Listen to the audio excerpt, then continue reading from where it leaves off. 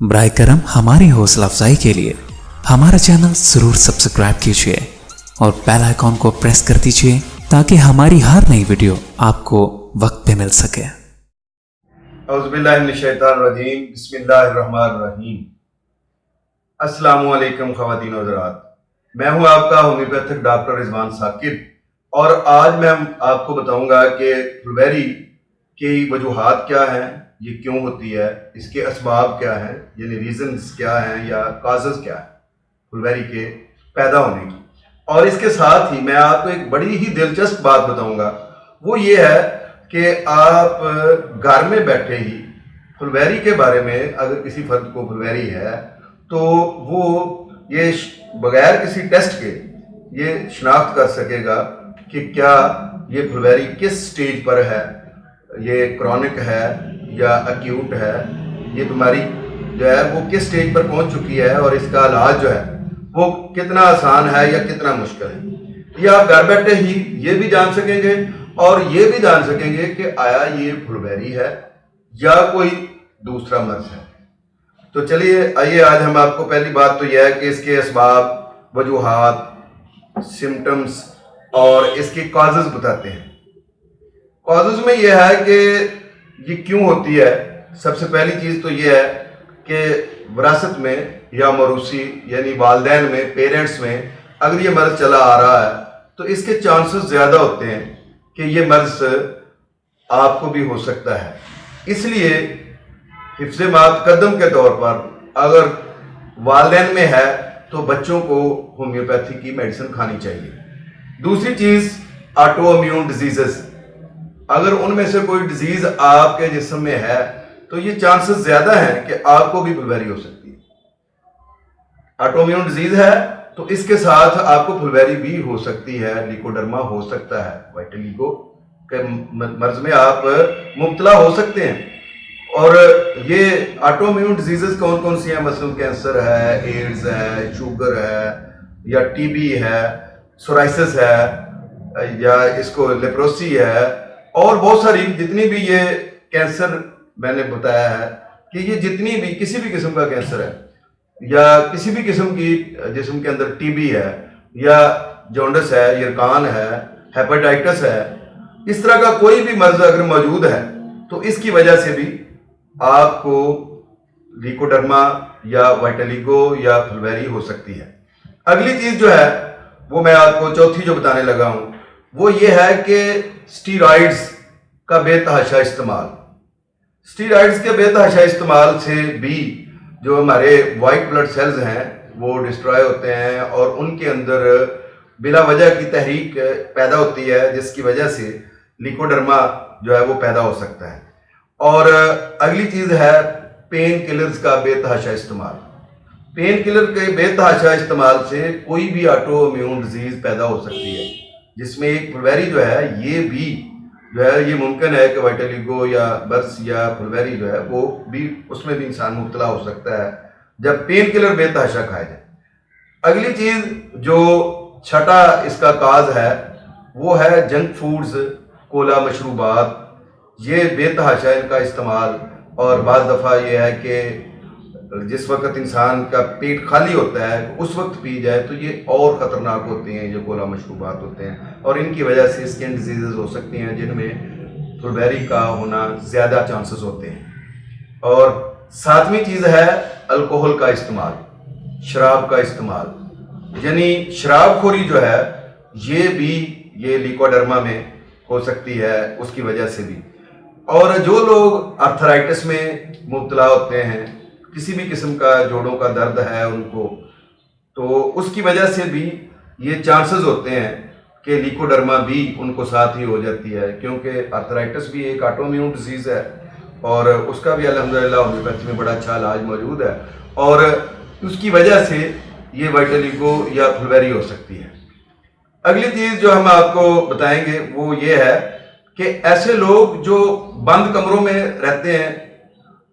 ان کے کھلی ہوا کا جو ہے آنا جانا اس کے اندر موجود نہیں ہوتا، ان کو سورج کی روشنی کرنیں ان پر نہیں پڑتی ہیں، تو ان کے اندر جو میلانائن ہے وہ خود ہی کمزور ہونا شروع ہو جاتا ہے۔ جب وہ کمزور ہوتا ہے تو پھر اس کی وجہ سے یہ لیکوڈرما پیدا ہو سکتا ہے۔ اس کے جو ہے اسباب میں ایک یہ بھی شامل ہے کہ ایسے مارشی ایریاز جن کے اندر کورڈ ایریاز، جن کے اندر روشنی پوری طرح سے نہ آ رہی ہو، اور وہاں پہ بھی ہوتا ہے۔ اور جو 8ویں چیز ہے وہ ہے گرم مرطوب موسم جو ہے، اس کے اندر مرطوب موسم کے اندر جس میں نمی زیادہ ہے اور حبس ہے، ایسے علاقوں میں یہ لیکوڈرما کے کیسز زیادہ دیکھنے میں آئے ہیں۔ اور یہ ایک سبب بھی اس چیز کا موجود ہے کہ جہاں پہ جو ہماری فضا کے اندر جو ہے، ہوا کے اندر جو ہے وہ حبس ہے، حبس والا جو موسم ہے اس کے اندر یہ بیماری عام طور پر پیدا ہوتی ہے۔ پھر ہماری غذا کا متوازن نہ ہونا،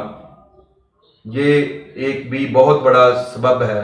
کہ ہم ایک ہی چیز کھاتے چلے جاتے ہیں، اس کی وجہ سے بھی یہ لیکوڈرما پیدا ہوتا ہے۔ ہمیں چاہیے کہ ہم اپنی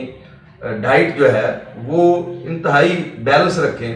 جس کے اندر پروٹین بھی ہوں، وائٹامنس بھی ہوں، منرلز بھی ہوں، وہ ساری چیزیں اس کے اندر جو ہے وہ شامل ہوں، تاکہ کوئی ایک چیز کی جسم کے اندر زیادتی ہو اور ایک کی کمی ہو تو اس کی وجہ سے بھی اس طرح کی بیماریاں جو ہے وہ سر اٹھاتی ہیں۔ پھر ہومیوپیتھی تو یہ کہتی ہے کہ جتنی بھی آٹو امیون ڈیزیزز ہیں ان میں سب سے بڑی وجہ ہماری وائٹل فورس کا کمزور ہونا ہے، قوت مدافعت کا کم ہو جانا ہے۔ جب قوت مدافعت کم ہوتی ہے، امیون سسٹم جو ہے وہ ڈسٹرب ہوتا ہے، تو اس کی وجہ سے اس طرح کی جتنی بھی بیماریاں ہیں وہ سر اٹھاتی ہیں۔ تو ہمارے آٹو امیون سسٹم کو، جو ہمارا امیون سسٹم ہے، قوت مدافعت کا جو نظام ہے، اس کو مضبوط کرنے کے لیے ہومیوپیتھی کے اندر بے تحاشا ادویات اور بہت مؤثر ادویات ہیں۔ ہمیں وہ، اگر ہمیں اس طرح کا کوئی مرض نہیں بھی ہے تو ہمیں اس طرح کی ادویات جو ہے وہ جو بے ضرر بھی ہیں، کبھی نہ کبھی زندگی میں ضرور استعمال کرنی چاہیے۔ آپ جس سٹیج پر بھی ہیں، آپ کو سال میں، 2 سال میں، 3 سال میں کم از کم ایک دفعہ تو ضرور وہ ہماری جو قوت مدافعت کو انہانس کرنے والی ادویات ہیں ان کو استعمال کرنا چاہیے۔ اور اب ہم آپ کو یہ بتائیں گے کہ آپ گھر میں بیٹھے ہوئے کس طریقے سے یہ ڈائگنوز کر سکتے ہیں، کس طریقے سے یہ معلوم کر سکتے ہیں کہ یہ فلویری ہے بھی کہ نہیں، یہ لیکوڈرما، ویٹلیگو یا برس ہے یا کوئی اور چیز ہے۔ ایک چیز تو یہ، دوسری چیز یہ ہم آپ کو بتائیں گے کہ یہ مرض کس شدت کا ہے، کس سٹیج پر پہنچ چکا ہے، کیا اس کا علاج جو ہے وہ بڑا آسان ہے، کم عرصے میں یہ ٹھیک ہو سکتا ہے، یا اس کے لیے لمبا عرصہ جو ہے نا چاہیے علاج کے لیے۔ تو چلیے میں آپ کو بتاتا ہوں۔ سب سے پہلی بات کہ جب بھی آپ کے جہاں کہیں بھی یہ آپ کو سفید نشان یعنی وائٹ پیچز نظر آئیں جسم کے کسی بھی حصے پر، تو آپ اس کے اندر اگر کوئی پن جو ہے نا اس کو چبو کر اس کو ٹچ کر کے دیکھیں، اگر اس میں سینسیشن نہیں ہے تو اس کا مطلب یہ ہے کہ یہ برس نہیں ہے، فلویری نہیں ہے۔ اور اگلی چیز یہ ہے کہ اگر آپ نے پن سے اس کو پنکچر کیا ہے اور پنکچر کرنے کے بعد اس سکن کو وہاں سے آپ کے اگر جو ہے وہ وائٹ کلر کا مواد جو ہے وہ نکلا ہے تو اس کا مطلب یہ ہے کہ یہ آپ کا کیس کرونک ہے، یہ مرض پرانا ہے یا یہ مرض شدید ہے اور اس کے لیے لمبا عرصہ میڈیسن کھانی پڑے گی۔ لیکن اگر آپ کے وہ پن کو آپ نے چبویا ہے، اس کو پنکچر کیا ہے اور اس سے خون نکلا ہے، تو اس کا مطلب ہے کہ اب آپ کو فوری طور پر ہومیوپیتھ ڈاکٹر کے پاس جانا چاہیے۔ یہ مرض ابھی کرونک نہیں ہوا ہے، یہ مرض جو ہے ابھی اس کا علاج جلدی ممکن ہے۔ اس کو آپ اگر جلدی کور کر دیں گے تو بہت کم عرصے میں یہ ٹھیک ہو جائے گا، ورنہ اگر آپ نے سستی کی تو ہو سکتا ہے کہ یہ کیس کرونک میں چلا جائے اور پھر اس کا علاج لمبا عرصہ کرنا پڑے۔ تو خواتین و حضرات، میں آپ کو یہ بتانا چاہ رہا ہوں، ایک اور وضاحت کرنا چاہ رہا ہوں کہ اگر کہیں پیچز ایسے ہیں کہ وہ بالکل وائٹ ہیں اور ان پہ جو آپ پن جو ہے اس کو چبوتے ہیں اور اس سے وائٹ کلر کا مواد خارج ہوتا ہے، تو اس میں بھی پریشان ہونے کی ضرورت نہیں ہے۔ ہو سکتا ہے کچھ ایسے پیچز ہوں جن میں آپ پن کو چبوئیں گے تو اس میں سے ریڈ بلڈ نکلے گا. اگر ان پیچز کو ہم اتنی دیر میں کنٹرول کر لیں گے، اس کے ساتھ ہی یہ جو آپ کا کیس جتنا حصہ کرونک میں چلا گیا ہے وہ اس کی دوائی بھی ساتھ ہی چلتی رہے گی. تو یہ دونوں کیس ایک ہی ٹائم میں اللہ کے فضل سے، یا تھوڑا سا جو کرونک ہے وہ تھوڑا لیٹ وہ ٹھیک ہو سکتا ہے. میں بتانا یہ چاہ رہا ہوں کہ پلویری جو ہے یا برس جو ہے، وائٹلیگو جو ہے، یہ قابل علاج مرض ہے. اس کے حوالے سے جو آپ کی شخصیت کے اندر جو ایک خامی آپ کو محسوس ہو رہی ہے کہ بھئی